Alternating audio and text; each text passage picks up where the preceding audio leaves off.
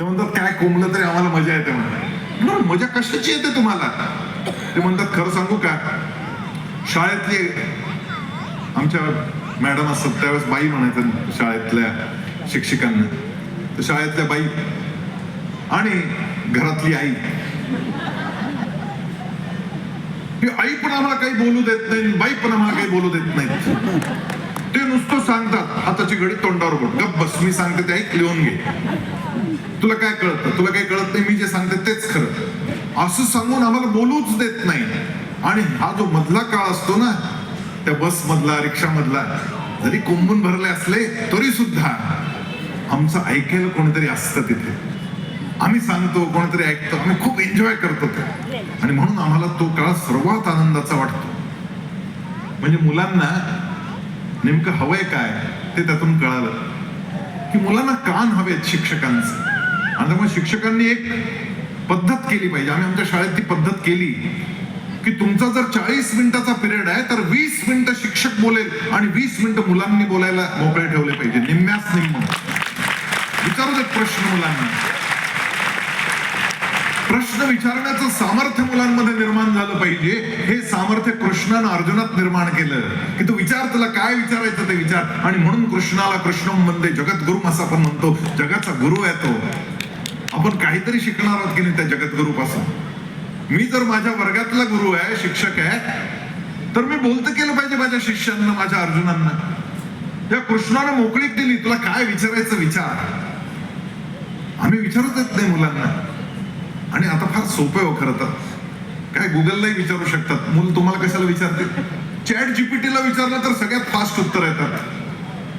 मुलं कशाला शिक्षकांना विचारतील? पण तरी सुद्धा मुलं शिक्षकाला विचारतात, याचं कारण असतं. याचं कारण शिक्षकावर त्या मुलाचं नितांत प्रेम असतं. आणि प्रेमानं मिळालेलं जे उत्तर आहे ते माझ्या कल्याणाचं असेल हा भाव त्या मुलांच्या मनात असतो. आणि म्हणून मुलं प्रश्न विचारतात शिक्षकांना. आणि म्हणून शिक्षकांनी ओपन राहिलं पाहिजे. शिक्षकांनी प्रश्नांचं स्वागत केलं पाहिजे. आणि रेडीमेड उत्तर पण नाही द्यायचं. कृष्णानं रेडीमेड उत्तर दिलंच नाही.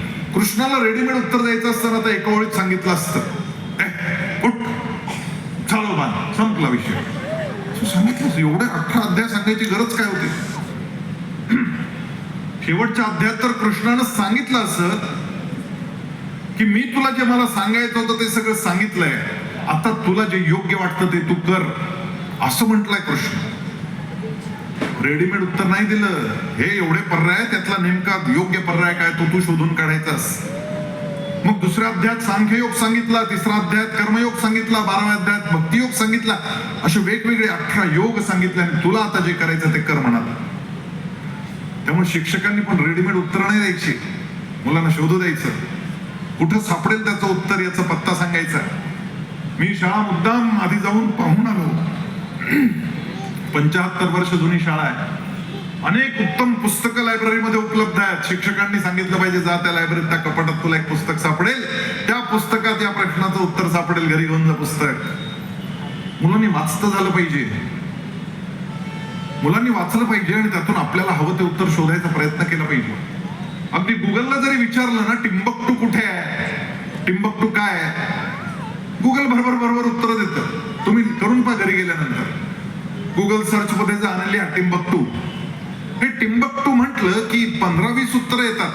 टिंबकटू नावाचं एक प्राणी संग्रहालय अमेरिकेमध्ये आहे. टिंबकटू नावाचे गणिताचे क्लासेस जपानमध्ये चालतात. टिंबकटू नावाचं एक काय केश कर्तनालय, सलून मुंबईमध्ये, वेगळी उत्तर येतात. पण टिंबकटू नावाचं एक बंदर आफ्रिकेमध्ये आहे, हे योग्य उत्तर आहे. या माझ्या दिलेल्या प्रश्नाचं सर्वोत्तम योग्य उत्तर नेमकं कोणतं आहे हे शोधून काढण्याचं सामर्थ्य ज्या मुलामध्ये आम्ही निर्माण केलं, तोच एआयच्या दुनियेमध्ये आता पुढे जिंकणार आहे.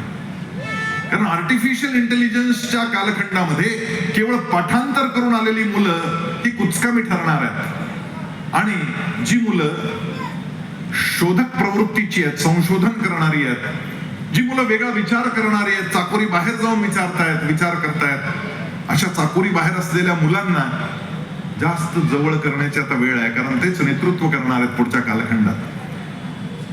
आणि म्हणून त्यांना ऐकून घेणं फार महत्वाचं आहे. त्यांना ऐकलं पाहिजे. आणि कृष्णानं काहीही न बोलता आपल्या सगळ्यांना, पालकांना, शिक्षकांना हा संदेश दिला की आधी ऐकून घ्या पहिल्या अध्यायात, मग बोलायला सुरू करा, मग बोललं पाहिजे. दुसऱ्या अध्यायाची सुरुवात झाली आणि दुसऱ्या अध्यायाच्या 3ऱ्याच श्लोकामध्ये कृष्णानं असं हसडलंय त्या अर्जुनाला. पहिला श्लोक संजयाचा आहे, दुसरा श्लोक कृष्णाचा आहे, त्यात मोघम बोलला कृष्ण, आणि 3ऱ्या श्लोकामध्ये मात्र अशी झाड लावली त्याला. कृष्णानं सांगितलं क्लैप्य मास पार्थ नाही तत्वयुपपद्यते क्षत्रम हृदय दौर्बल्यम त्यक्तोतिष्ठ परंतप. अत्यंत टोकदार, अनुचितदार शब्द आहे. त्यात क्लैप्य शब्दाचा अर्थ आहे नपुंसक. आपल्या एखाद्या मित्राला, आणि तेही अर्जुनासारख्या महारथी योद्ध्याला नपुंसक म्हणणं काय वाटलं असेल अर्जुनाला? किती राग आला असेल कृष्णाचा? तू ट्रान्सजेंडर आहेस, नपुंसक आहेस, तू हिजड आहेस, असा त्याचा आपल्या मराठीतला अर्थ आहे. असा शब्द जर कोणाविषयी वापरला, मला तर वाटलं भयंकर चिडलाय कृष्ण आणि म्हणून असं बोलतो. पण स्वाभाविक आहे. हा कृष्ण थोडी गेला होता हस्तिनापूरला की मी येतो तुझ्या बरोबर लढायत, चल आपण ढोल वाजवू. नाही, अर्जुन गेला होता कृष्णाकडे द्वारकेला आणि अर्जुनाने विनंती केली होती कृष्णाला की तू आमच्या बाजूने उभा राहा. त्यानं सांगितलं मी शस्त्र हाती धरणार नाही. तो म्हणाला हरकत नाही. तो म्हणाला माझी एक औक्षोहिणी जी नारायणी सेना आहे, ती सेना मी जिकडे असेल त्याच्या विरोधात उभी राहील, ती कौरवांच्या बाजूने उभी राहील जर मी तुला हवा असेल तर. त्यांनी सांगितलं नो प्रॉब्लेम, मी एकटा पुरेसा आहे, पण तू माझ्या सोबत राहा. तू शस्त्र हाती घेतलं नाही तरी चालेल, माझ्या घोड्यांचा लगाम तुझ्या हाती असू दे. आणि तो केवळ घोड्यांचा लगाम नव्हता, तो अर्जुनानं स्वतःच्या जीवनाचा लगाम कृष्णाच्या हाती सोपवला आणि कृष्णाला सर्वस्व प्रदान केलं. तुझे सांगशील त्यात मी करतो असं अर्जुन सांगतोय. शेवटी तू जे बोलशील तसं मी करणार आहे. तर दुसऱ्या अध्यायामध्ये ज्यावेळेस क्लैप्य शब्दाचा वापर झाला, मला वाटलं कृष्ण चिडला. खरं सांगू का, मी त्याच्या आधी बराच काळ कायम हसणारा माणूस शोधत होतो की असा एखादा माणूस आपल्याला सापडतो का की जो कायम हसतोय. आणि एक दिवशी मी आणि माझी बायको, आम्ही दोघेही माझ्या सासूरवाडीला दिल्लीला जायला निघालो होतो. शिर्डीला विमान घेतलं आणि गेलो दिल्लीला.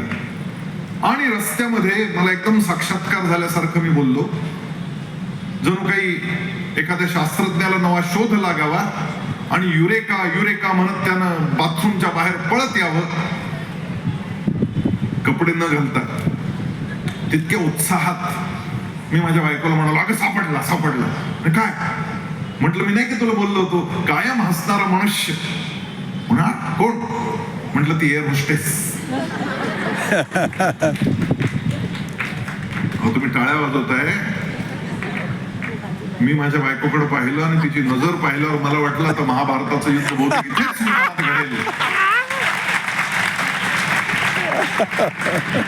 पण तिनं स्वतःला सावरलं. ती म्हणाली चुकीचं आहे, साफ चुकीचं आहे. तुम्ही फक्त समोरून येणारी एअर होस्टेस पाहताय, सर्व्हिस कंप्लीट करून मागून जाणारी एअर होस्टेस तुम्ही पाहत नाही. मागे वळून पहा म्हणजे कळेल. मी मागे वळून पाहिलं आणि मागे वळून पाहिल्यानंतर माझ्या लक्षात आलं की रिव्हर्स जाणारी जी एअर होस्टेस असते ती हसत नाही. म्हणजे माझा शोध अर्धवटच राहिला. पण हा श्लोक वाचल्यानंतर पुढे संजयानं असं सांगितलं.